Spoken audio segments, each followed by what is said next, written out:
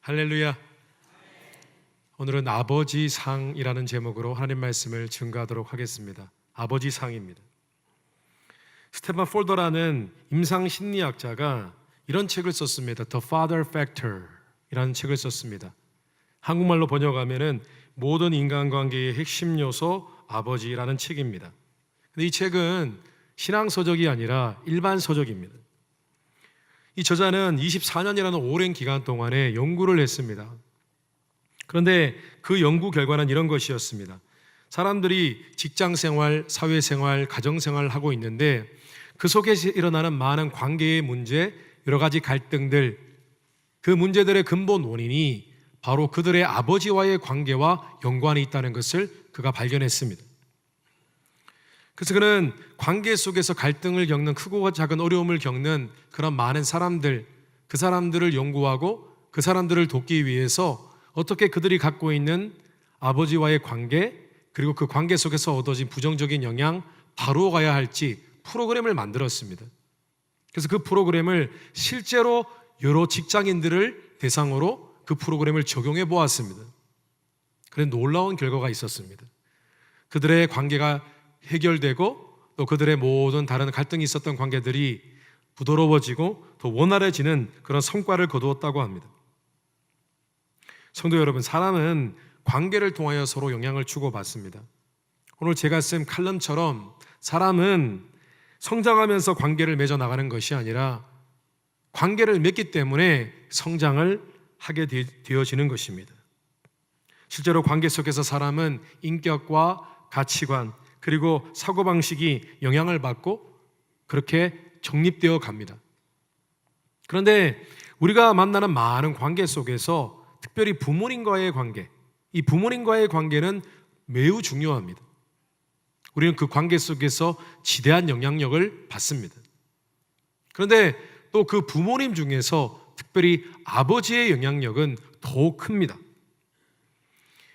예를 들어 개인이 자라면서 그 마음속에 각인된 아버지상이 있습니다. 우리는 아버지를 머릿속에 기억하지 않아도 우리 안에는 이미 아버지에 대한 이미지가 있다는 것입니다. 그런데 그 아버지에 대한 이미지가 때로는 그 사람의 일상의 삶, 일상의 생활 패턴, 사고방식까지 영향을 끼칠 수 있다는 것입니다. 그래서 사람의 마음 가운데는 아버지상이 어떻게 맺혀 있는지가 매우 중요합니다. 오늘 이사야서 41장 말씀에 보니까 이 이사야서 41장 말씀의 배경은 다음과 같습니다. 이스라엘 백성들, 좀 더 엄밀히 말하면 남유다 백성들이 하나님을 떠났습니다. 그리고 그들에게 어려움이 임했습니다. 바벨론 제국이 쳐들어왔고 예루살렘 성전이 회파되고 예루살렘 성벽이 무너지고 그들은 포로로 잡혀갔습니다. 너무 극심한 고난이었습니다.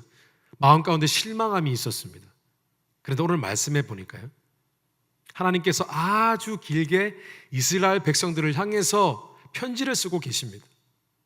그런데 그 긴 내용이 마치 인자한 아버지가 어려움을 겪고 있고 두려움에 사로잡혀 있는 자녀들에게 축복과 격려와 위로를 하고 있는 그런 따뜻한 분위기가 오늘 말씀에 깊이 배어 있습니다. 그래서 오늘은 이사야서 41장 말씀을 통해서 보다 건강한 아버지상을 회복하는 그런 시간 갖도록 하겠습니다. 첫째로 우리는 보다 건강한 아버지상을 회복하기 위해서 우리의 육신의 아버지가 우리에게 어떤 영향을 끼쳤는지에 대해서 우리는 이해하고 있어야 합니다. 지나치게 부정적인 영향이 있었다면, 어떤 갈등이 있었다면 우리는 그 관계를 온전히 회복해야만 합니다.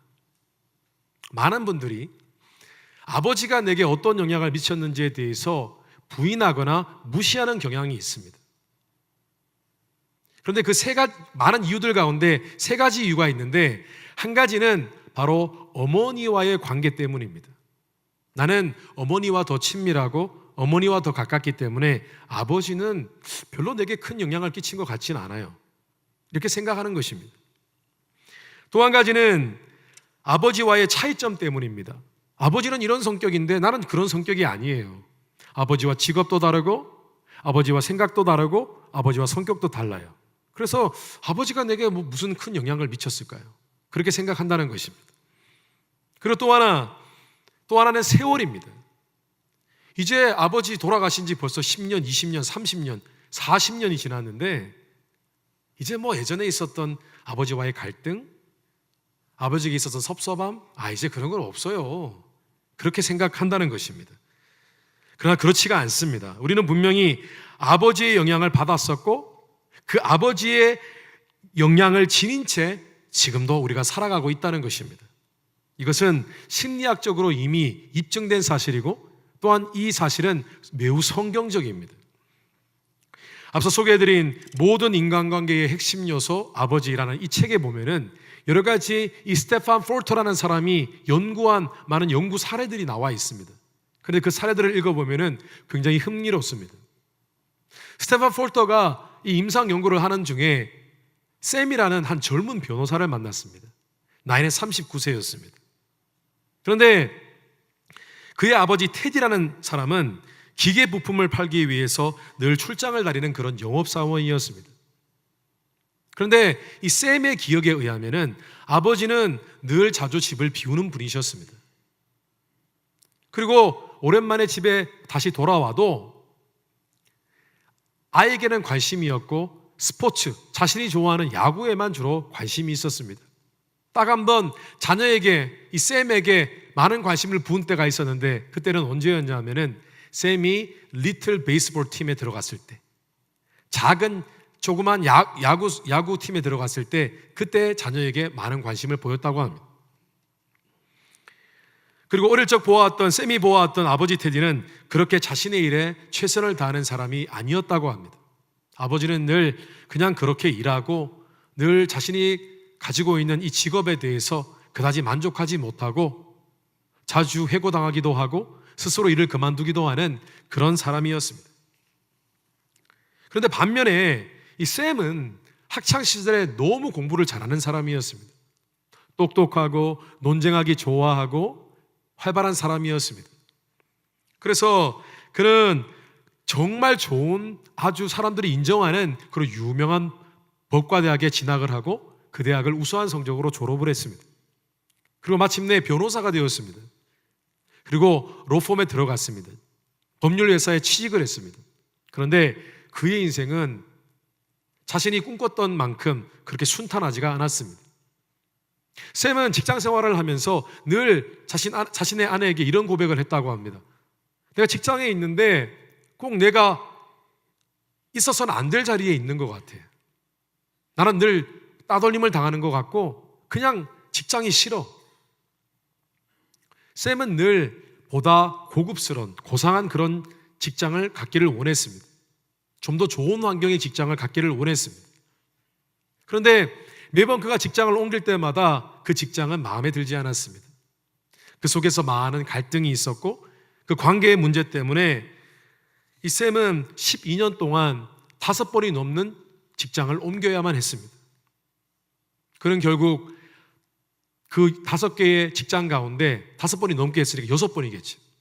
이 6번의 직장 생활 가운데 한 번도 이 직장과의 올바른 파트너십을 갖지 못했습니다. 결국 저자 스테판은 샘의 아버지 테디가 수동적인 아버지였다는 그것을 결론을 내렸습니다. 샘의 아버지 테디는 수동적이었고 자녀가 꼭 필요할 때 그 자리에 없는 그런 부재형 아버지였습니다. 늘 애정을 주는 모습은 간헐적이고 가정에 대소사가 있으면 회피를 하는 것이 바로 테디라는 사람이었고 샘은 아버지와의 관계 속에서 그 속에서 삶에 대한 깊은 안정적인 그런 애착을 경험하지 못했습니다. 그래서 그는 늘 그런 진한 안정감, 애착을 갖지 못했기 때문에 직장 생활에서 상사와의 관계 속에서 문제가 있었던 것입니다. 늘 직장 상사가 못마땅하고 또 자신은 잘하고 있는데 그 사람이 부족해 보이고 늘 갈등이 있었던 것입니다. 뿐만 아니라 그가 직장을 자주 옮겨 다녔던 이유는 그가 먼저 직장으로부터 해고를 당할까 봐 그게 겁이 나서 두려워서 그가 직장을 먼저 그만두었던 것입니다. 그는 가정에서 자신의 자녀들에게 자신의 아버지가 자신에게 했던 것보다 훨씬 다정한 아버지였지만은 그는 직장 생활에서 자신의 클라이언트, 이 고객들에게 좋은 모습을 보여주지 못했습니다. 그가 담당하고 있던 어떤 고객들은 이 샘의 다른 동료에게 이런 컴플레인을 했다고 합니다. 저 변호사님은 별로 내 소송건에 별로 관심이 없는 것 같아요. 매우 수동적이에요. 적극적이지 않아요. 그래서 제가 기분이 별로 좋지 않았어요. 그렇게 불평을 했다고 합니다. 이 책에서 이 스테판은 아버지의 유형을 5가지로 정의하고 있습니다. 첫째는 성취지향형 아버지입니다. 오로지 성공과 잘 되는 일에만 관심 있는 아버지입니다. 그래서 늘 그것을 강요하는 유형의 아버지입니다. 두 번째는 시한폭탄형 아버지입니다. 늘 감정을 견디지 못하고 분노를 터뜨리거나 슬픔과 좌절감을 사람들 보는 앞에서 터뜨리는 그런 아버지, 그런 유형의 아버지가 시한폭탄형 아버지입니다. 또 하나 수동형 아버지가 있습니다. 앞에서 말씀드린 것처럼 샘의 아버지 테디가 보여준 모습이 바로 수동형 아버지입니다. 그리고 네 번째는 부재형 아버지가 있습니다. 자녀가 꼭 필요할 때, 아내가 꼭 필요할 때 그 자리에 없는 것입니다. 마지막으로 배려하는 멘토형 아버지가 있습니다. 이해하고 배려하고 들어주고 희생하고 자녀를 사랑하고 그런 아버지가 배려하는 멘토형 아버지입니다. 성도 여러분, 나의 아버지는 어떤 아버지셨는지 한번 생각해 보십시오. 그리고 그 아버지에게서 받은 좋은 영향도 있었지만은 조금 부정적인 영향이 있었는지, 그리고 그것이 지금 내 삶에 어떤 영향을 끼치고 있는지를 한번 생각해 보십시오. 그리고 더 나아가서 나는 지금 어떤 아버지인가, 또 같은 맥락에서 나는 어떤 어머니인가 한번 생각해 보십시오. 그런데 성도 여러분, 이 세상에 완벽한 아버지는 존재하지 않습니다. 왜냐하면 이 땅에 사단이 그렇게 만들어 놓았기 때문입니다. 사단의 입장에서 가장 잘한 일이 뭐냐 하면은 이 땅에 많은 권위를 무너뜨리고, 특별히 하나님께서 만들어주신 가장 아름다운 권위인 아버지의 권위, 그 권위를 가정의 불화, 전쟁, 그리고 성적인 타락, 여러 가지 많은 관계의 갈등, 오해, 그것을 통해서 이 관계를 무너뜨렸다는 것입니다. 권위를 무너뜨렸다는 것입니다. 그러므로 우리는 완벽하지 않은 아버지 통해서 우리가 좋은 영향도 받았지만은 부정적인 영향, 그것이 무엇인지, 내 안에 남아있는 것이 무엇인지 그 부분에 대해서 우리는 이해하고 인지할 필요가 있다는 것입니다. 뿐만 아니라 그 위의 세대로부터 어려움을 당하고, 그래서 그 위의 세대부터 받은 부정적인 영향을 다시 그 밑에 세대로 흘려보낸 그 아버지에게 섭섭한 마음, 갈등의 마음 조금이라도 남아있다면 그 앙금을 우리는 풀어내야 합니다. 그리고 아버지를 가슴으로 품어야 합니다. 그런데 만약에 우리 가운데 그 상처와 실망이 너무 짙게 남아있어서 마음에 힘든 부분이 있다면 우리는 감히 아버지를 용서해야 합니다. 오늘 이사야 41장 말씀에 앞서 같은 맥락인 40장 말씀에 보면은 하나님 아버지께 상처 입고 실망한 이스라엘 백성들의 심리가 자세히 나와 있습니다. 이스라엘 백성들이 바벨론에 의해서 침략을 당했습니다. 극심한 어려움을 겪었습니다. 그것은 그들이 하나님을 떠났기 때문입니다. 그런데 그럼에도 불구하고 너무 삶이 힘들고 어려워서 그들은 마침내 그 마음이 하나님을 향해서 상처를 입었습니다. 하나님께 실망을 했습니다.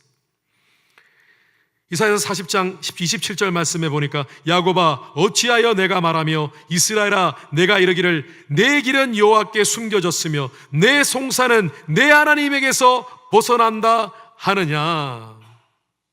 이스라엘 백성들은 이렇게 생각했습니다. 이제 하나님께서 우리를 버리셨구나. 하나님께서 더 이상 우리의 인생에 아무런 관심이 없으시구나. 하나님 더 이상 우리를 사랑하지 않으셔 라고 생각했던 것입니다.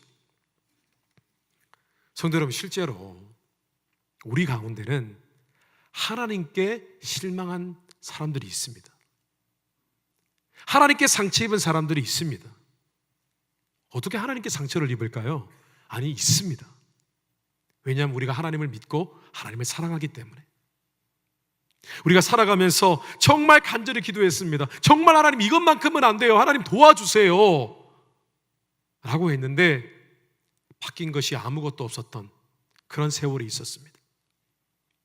때로는 하나님 살려주세요, 병이 낫게 해주세요 라고 기도했는데 내가 너무나 사랑하는 가족, 목숨을 잃었던 그런 기억이 있습니다.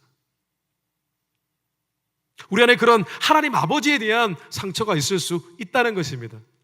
그런데 우리는 그 하나님 아버지에 대해서 섭섭했던 일이 있었다면 그것을 마음으로 풀어내야만 합니다. 그리고 필요하다면 하나님 아버지를 용서해야 합니다. 아니, 목사님, 하나님 아버지를 어떻게 용서합니까? 어떻게 감히 우리가 하나님 아버지를 용서합니까? 그 말의 의미는 하나님께서 우리에 대해서 죄를 지으셨다는 의미가 아닙니다. 이제는 하나님께 섭섭한 마음이 있었다면 하나님 그때 하나님의 최선이셨지요. 하나님, 그때 하나님께서 제가 힘들 때 제 옆에 계셔서 같이 울고 계신 것 저 알아요. 그런 고백으로 하나님께 마음을 풀어드려야 한다는 것입니다. 10여 년 전에 가족여행을 간 적이 있습니다. 호텔에 체크인을 하고 들어갔습니다. 아이들이, 제 두 딸이 7살, 4살이었습니다. 제가 침대 위에 앉아 있는데 갑자기 화장실에서 쨍그랑하는 소리가 났습니다. 그래서 제가 문을 열고 급하게 들어갔습니다. 들어갔더니 이 두 딸이 피를 흘리고 있었습니다. 알고 보니 욕조에 물을 받아놓고 이 두 딸이 호텔에서 제공하는 그 유리컵 있지 않습니까? 이 유리컵을 가지고 물을 퍼담고 놀다가 이 유리잔을 놓쳐서 이 유리잔이 깨진 것입니다. 근데 아이들이 너무 놀라니까 이 유리 조각을 손으로 집어서 청소를 하려고 한 것입니다. 그러다가 두 아이 모두 손을 베었습니다. 피가 났어요. 근데 그 피를 보는 순간 아이들이 너무 안 돼서 마음이 막 슬프고 안타까워야 되는데 슬프고 안타까운 가운데 제 마음 가운데 분노가 치솟았습니다. 그래서 화를 냈습니다. 소리를 질렀습니다. 저희 그런 모습을 보았던 아내는 이해할 수 없다는 표정이었습니다. 왜 아이들이 지금 다쳤는데 오히려 눈물을 흘리지를 못할 망정 왜 아이들을 보고 그렇게 소리를 지르냐, 그렇게 화를 내냐, 그렇게 저에게 물었습니다. 그리고 그날 저녁에 제가 다 자고 있었을 때 혼자 제 자신에 대해서 돌아보게 되었습니다. 내가 왜 화를 냈지? 제 자신을 돌아보니 아이들에게 제가 화를 낸 것이 아니라 제 자신에게 화를 내고 있었다는 것을 알게 되었습니다. 그 상황을 막지 못한 제 자신이 너무 안타까웠고 너무 싫었던 것입니다. 그래서 화를 냈던 것입니다. 그리고 제 마음 가운데 제 아버지가 어떤 아버지였는지가 떠올랐습니다. 아버지는 성취지향적인 아버지였고 그리고 시한폭탄 같은 아버지였습니다. 아버지께서 예수님을 믿고 은혜 받기 전에 아버지는 그런 모습이셨습니다. 그리고 그 속에서 여전히 내 안에 잘못한 일에 대해서 견디지 못하고 스스로 정죄하고 비판하는 그런 모습, 그런 부정적인 영향이 제 안에 남아있다는 것을 제가 깨닫게 되었습니다. 그런데 제가 더 당황스러웠던 것은 저는 이미 그 일이 있기 10여 년 전에 하나님을 만나고 큰 은혜를 체험하고 아버지와의 관계, 어려웠던 관계 해결되어지고 나아가서는 아버지를 용서하고 그렇게 된 경험을 가진 사람이었습니다. 그런데 제게 여전히 그런 부정적인 영향이 남아있다는 부분에 대해서 받아들이기가 참 힘들었습니다. 그래서 저는 그때부터 저 안에 있던 남아있는 이 모든 부정적인 영향을 하나님 앞에 다루어 가기 시작했습니다. 내어놓았습니다. 너무 성격이 분석적이고 이성적이라서 날카롭고 또 비판적이고 또 자기 자신에 대해서 늘 낙심하고 자신을 정죄하는 모습, 그런 모습 하나님 앞에 하나하나 다 내어놓았습니다. 그리고 하나님께 기도했습니다. 울었습니다. 그리고 하나하나 자유하게 되었습니다. 성도 여러분, 이제 우리 안에 아버지로부터 받은 부정적인 영향 인지해야 합니다. 하나하나 꺼내놓고 하나님 앞에 다루어 가야 합니다. 그리고 우리 안에 아버지에 대한 상처와 섭섭함이 있다면 그 마음을 풀어야 하고, 필요하다면 감히 우리는 아버지를 용서해야 합니다. 부모님을 용서해야 됩니다. 그래서 우리 안에 일그러진 아버지상 다시 회복되어야만 합니다. 성도 여러분, 우리가 이 부분을 묵상하고 그 관계 속에서 다시 관계가 회복되어지는 그런 복된 예배 시간 되시기를 주님의 이름으로 축원합니다. 그런데 우리는 무엇보다 우리의 참 아버지 되시는 하나님을 가슴속에 모시고 살아야 합니다. 그 하나님 아버지와 친밀해져야 합니다. 성도 여러분, 구원이 무엇입니까? 복음이 무엇입니까? 복음이 예수 믿고 의롭게 된 것입니까? 천국 가는 것입니까? 그저 영생을 사는 것입니까? 아니요. 복음은 전에는 원수되었던 하나님과 우리의 관계가 화목해 된 것입니다. 하나님께서 이제는 우리의 아버지 되신 것, 그것이 복음 중에 복음이라는 것입니다.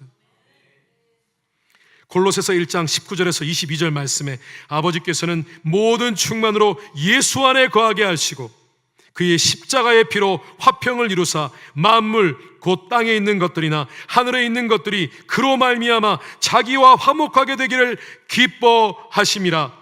전에 악한 행실로 멀리 떠나 마음으로 원수가 되었던 너희를 이제는 그의 육체의 죽음으로 말미암아 화목하게 하사 너희를 거룩하게 하고 흠없고 책망할 것이 없는 자로 그 앞에 세우고자 하셨으니. 그리고 성경 말씀에 보니까 하나님께서는 우리와 하나님과의 아버지와 자녀의 관계를 온전히 회복하게 하시기 위해서 우리의 마음 가운데 하나님을 아버지로 느낄 수 있는 그 마음을 주셨다고 증거하고 있습니다. 갈라디아서 4장 6절 말씀에 너희가 아들이므로 하나님이 그 아들의 영을, 하나님을 아버지로 느끼는 그 아들의 마음을 우리 마음 가운데 보내사 아빠 아버지라 부르게 하셨느니라. 이것이 복음입니다. 성도 여러분, 우리 안에 부분적으로 왜곡된 아버지상, 하나님 아버지상으로 보완되고 회복되어야 됩니다. 우리 안에 아버지상이, 건강한 아버지상이 우리 안에 심어져야만 합니다. 하나님이 내 아버지 되심, 이것이 우리의 심령 안에 확증되어져야 합니다. 하나님이 내 아버지신데 라는 고백이 있을 만큼 우리 마음 가운데는 하나님 아버지의 상이 온전히 자리 잡아야 한다는 것입니다.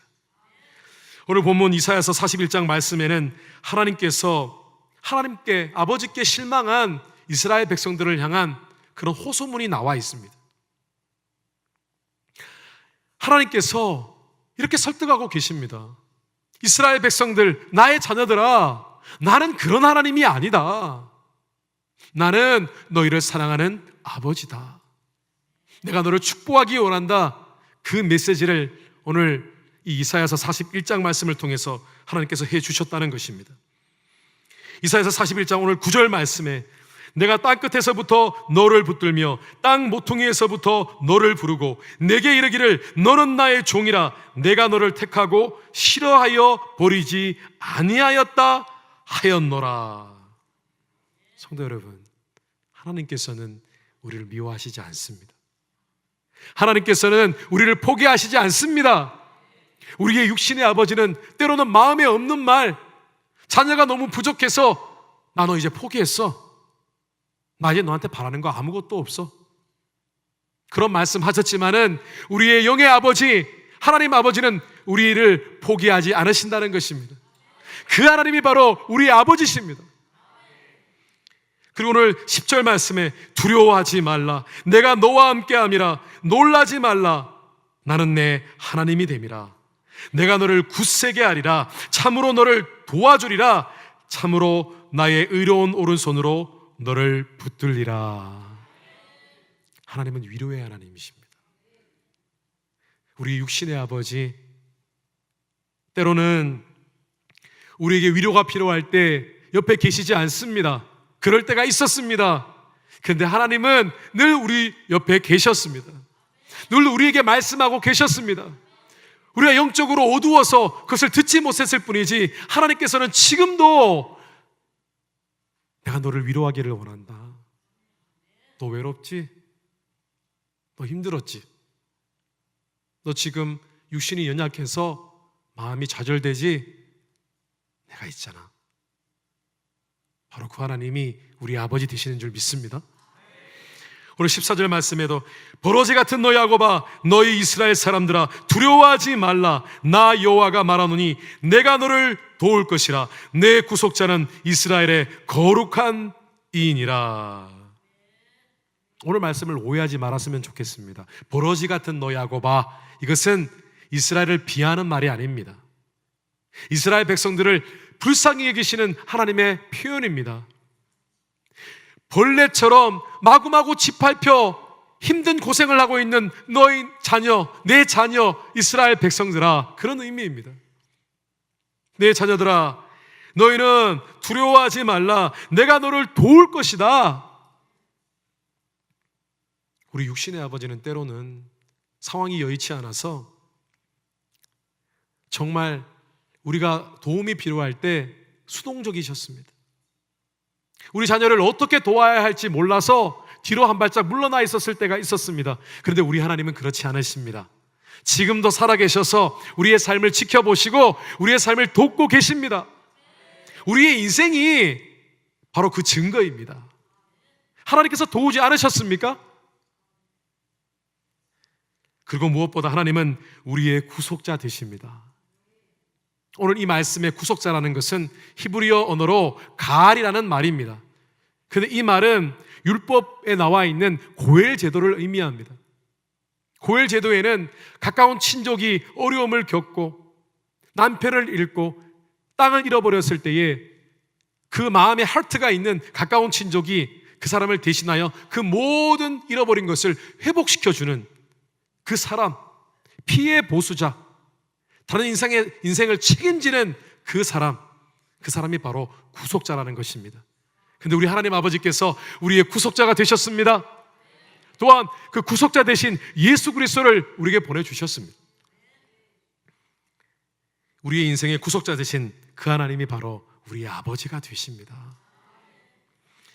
성도 여러분, 우리의 영원한 친구 되시며 멘토 되시고 위로다 되시고 구속자 되시는 그 하나님 아버지의 이미지가 우리의 심령 가운데 확고히 새겨지고 자리 잡게 되시기를 주님의 이름으로 축원합니다. 성경 말씀에 보니까요, 이스라엘 백성들이 하나님 아버지에 대해서 실망을 했을 때에 단 한 사람은 실망하지 않았습니다. 그 사람은 바로 예레미야였습니다. 예레미야 마음 가운데는 하나님 아버지 상이 바로 잡혀 있었습니다. 그랬더니 모든 것이 아름다워 보였습니다. 축복처럼 보였습니다. 그리고 그가 이렇게 고백합니다.